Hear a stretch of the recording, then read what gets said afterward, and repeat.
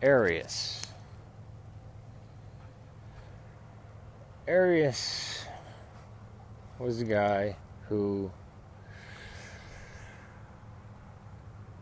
taught that Christ was a created being higher than the angels, but not not the one God, not of the same essence of the Father or the Holy Spirit. And he was pretty stuck on using biblical language.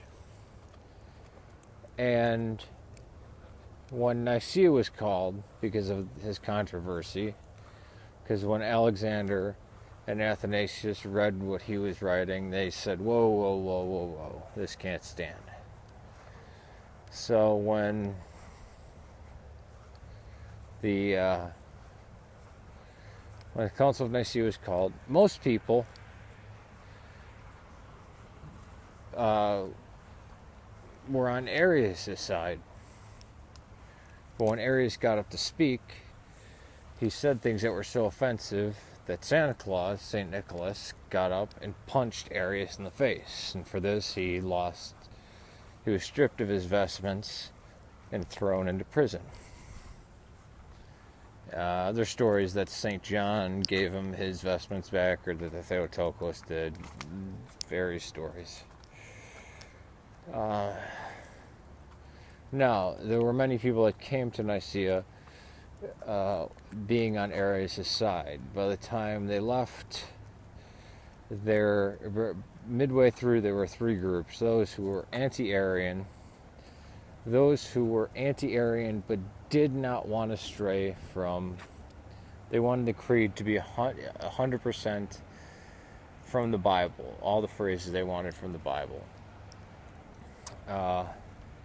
Problem was that the Arians wanted to stay part of the church. They just wanted to be left alone, and the church said, we can't tolerate this because the teaching is so perverted. At Nicea, there were still men with bones falling out of their feet because they were still roasted, because their feet were roasted over fire, and they were like basically cooked chicken.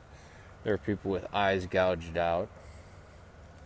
So they said, this can't stand. We didn't, hundreds of thousands of people weren't murdered and tortured for some quasi-teaching.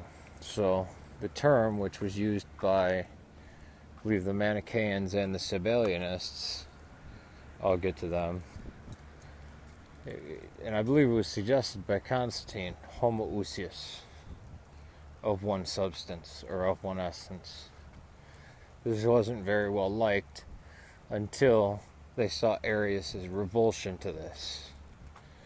Now, it was Arius and Eusebius of Nicomedia, not Eusebius of Caesarea, who were the holdouts. I think there was another one, but it was basically 300-2 vote of what should we have. Now, this isn't the current Nicene Creed. This is the Nicene Creed without true God from true God, and without the third part. It only had the first two sections. True God from true God, or very God from very God, and the third section would come at Constantinople. So after everybody signed this, yep, this is what Christianity is, most of the bishops and representatives, and even Constantine himself, went back and accepted Arianism.